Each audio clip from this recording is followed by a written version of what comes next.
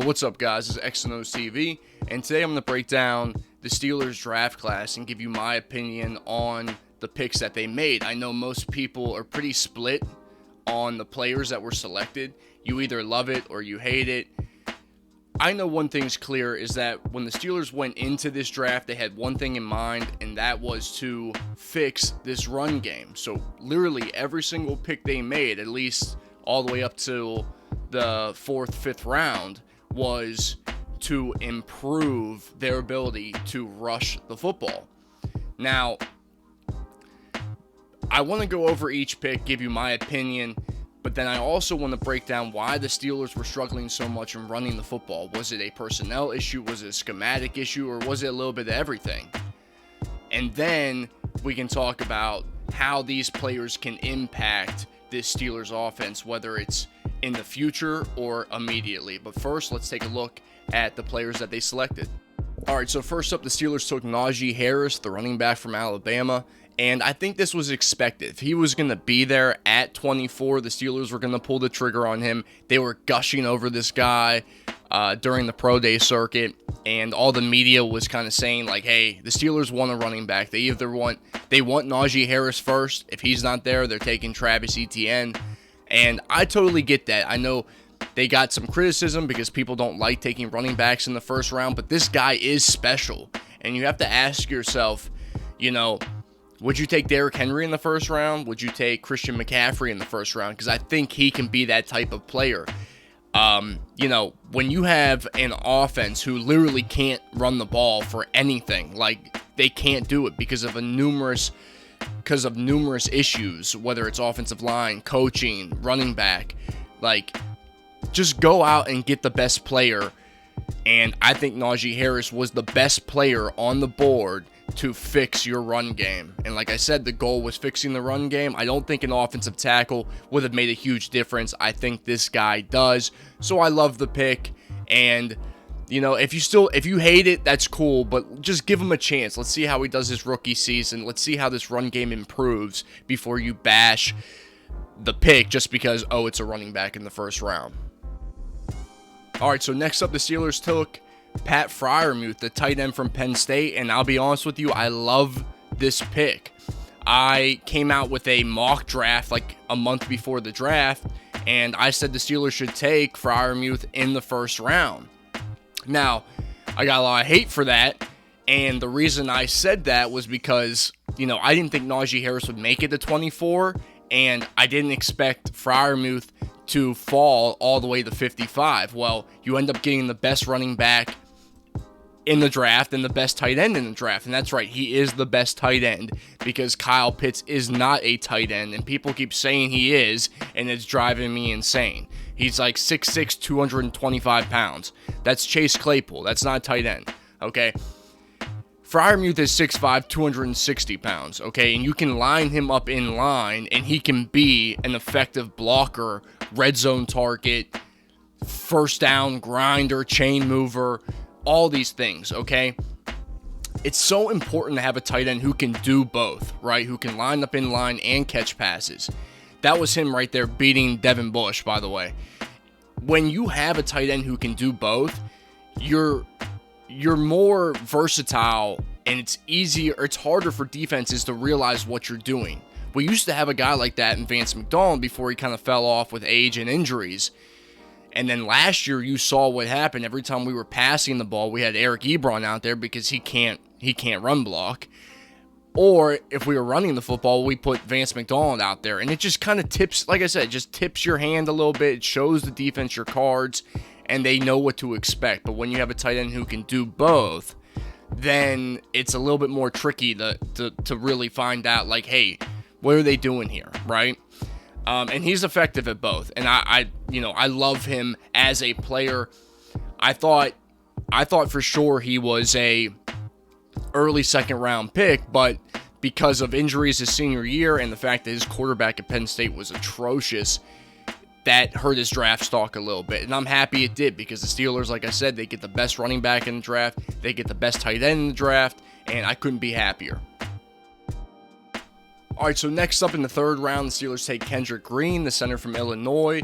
And honestly, when the third round came and the Steelers pick was approaching, I thought they were going to take Quinn Miners, the big center from Whitewater D3 school.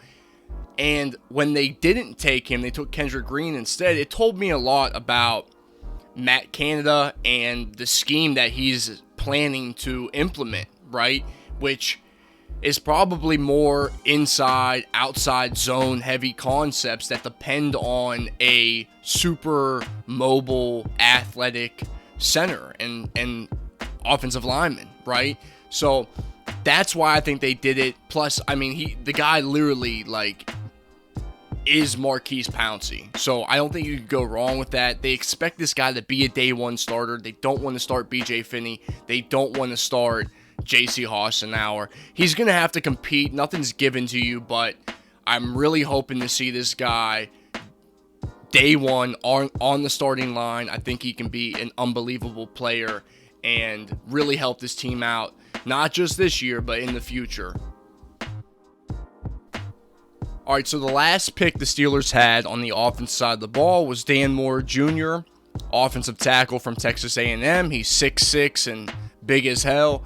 But the thing that stuck out to me on tape when I watched him was how athletic he is, which just goes to show what the Steelers' plan is for their scheme. They want athletic guys who can get out on the perimeter so they can run these inside-outside zone concepts.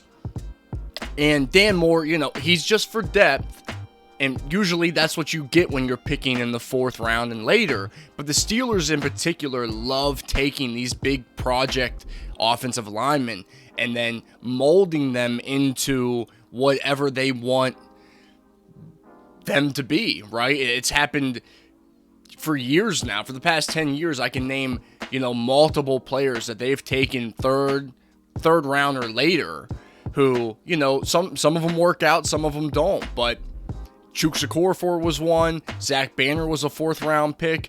As long as they have size and athleticism, the Steelers will take them and try to develop them the best they can. And that's what this guy is. He's a project.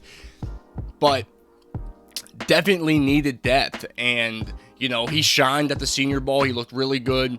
I thought he would go earlier. Honestly, I thought he'd be more of a third-round pick, and I'm happy the Steelers got him here. I think it's great value. And like I said, he's not going to help out immediately, but if Chuks Okorafor isn't with the team next season, maybe Dan Moore steps in and be a starter. If Zach Banner gets hurt again this year, maybe Dan Moore's ready to take over. I don't know. I hope not. I'm hoping the tackles are Zach Banner and Chuks Okorafor, but this guy gives you a little bit more security that you desperately need, and a developmental player that can possibly be a starter for the Steelers. Okay, so for the Steelers' remaining picks, I'm only going to briefly go over them because I really wanted to focus on the offense side of the ball and whether or not the Steelers have, fixed their run game with the players that they selected. So, just quickly, I want to go over these guys, but that doesn't mean I hate the pick or anything or that these guys aren't important. It's just they're all defensive players and special teams players, and my main concern is, did the Steelers achieve the goal that they set out to do when this draft started? So first up, we got Buddy Johnson, the linebacker from Texas A&M, who I didn't know too much about heading into the draft, and once the Steelers selected him, I had to go out and watch all of his game film. This guy is impressive. He can play the run.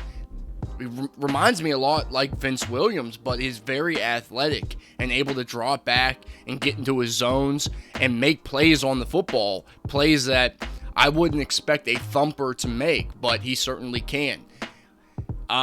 He's much needed depth because a guy who I was very high on, Ulysses Gilbert, UG3, has had a ton of injuries, hasn't really worked out. So I think this guy can either take over for Vince Williams or take over for UG3 on special teams. Either way, he's much needed depth at the linebacker position. It's very important.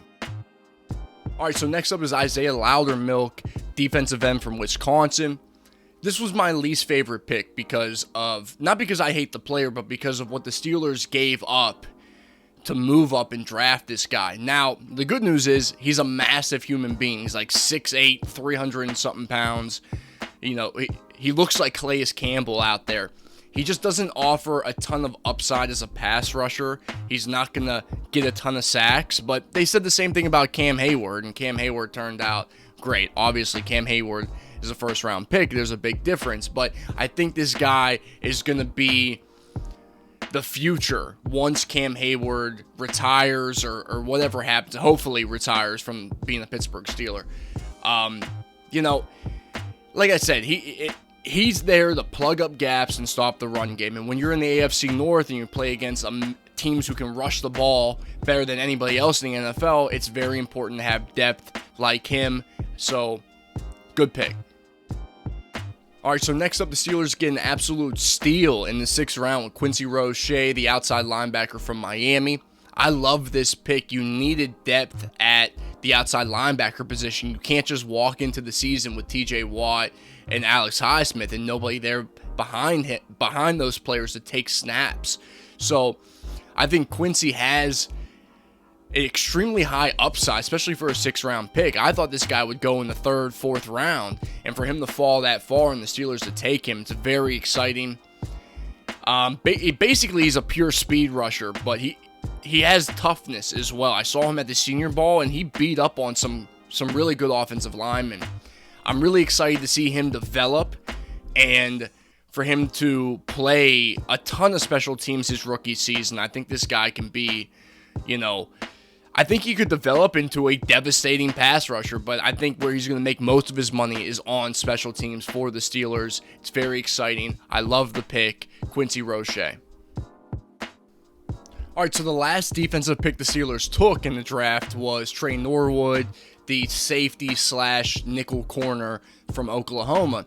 I think it was a little late, to be taking players for your secondary who, I wouldn't say they absolutely need help. Obviously, the Steelers have a plan, but I still expected them to take, a secondary player earlier than, say, the 7th round. That was a little surprising to me, but I do like Trey Norwood. I think it's great value for the 7th round. This guy's a ball hawk and, led the conference with, I think, like 5 interceptions. So, I think he can develop into a great, probably not a safety, probably more of a nickel player, but that's exactly what the Steelers need. They need guys who can be versatile in that backfield. So I love the pick. I think Trey's going to take a couple of years to develop, but then can possibly see some time on this defense, and hopefully he does. All right, so last pick of the 2021 Steelers draft is Presley Harvin III, punter from Georgia Tech, who I know some people were like, why are you taking a special teams player? Look, first off, it's hilarious because he's like 6 foot, 260 pounds as a punter, which, I can't wait to see that in the preseason. I hope he wins the starting gig in training camp so we can see this guy launch footballs every single game. But it definitely was a need. Like, Jordan Berry is not good, and he's old, unreliable. I'm sorry, I'm just not a big fan of Jordan Berry, and I'm really hoping that this guy takes his job. He has to, right? Like, you don't draft special teams players unless they're good. So it would be a total fail if you end up cutting this guy. Hopefully the Steelers have their franchise punter for years to come. And I'm confident that they will, because this guy has a massive leg. He can hang it up there. He can place the ball inside the 20 with ease. And hopefully he can lay some people out with that size. You know what I mean? I don't know if he can. I've never seen him tackle or anything, but it would be funny to see that. But again, I'm in favor of the pick. I know time of possession and field position is a huge part of the game, and the Steelers were horrible at both last year. All right, guys, so that's going to wrap up my breakdown on the Steelers' 2021 draft class. But the question still remains, did this team improve? Did they fix their run game? Obviously, it's still a little too early to tell. We're going to have to wait for the season to actually begin. But I would bet that it did improve. Okay, the main issue for the Steelers' offense the last 2 or 3 years is that you had a below-average scheme involving below-average offensive linemen and below-average tight ends, blocking for below average running backs. So everything was bad. And frankly, that's why it was so hard to watch, because it was just all pathetic. That's why this team could not pick up a first down on 3rd and 1 to save their lives. Now, when you upgrade to a more modern scheme, when you upgrade the running back position, you upgrade the tight end position, and in my opinion, you upgrade the offensive line by getting Zach Banner back to replace Al Villanueva and Kendrick Green to replace Marquise Pouncey, it's not hard to imagine this team going from dead last in rushing to, middle of the pack, let's say top 20, top 15. And for me, that's really exciting. Alright, so that's going to do it for today's video. Let me know what you guys think, whether you agree or disagree, whether you liked the Steelers draft, you hated it. Let me know in the comments below. Thanks for watching, and I will see you in the next video.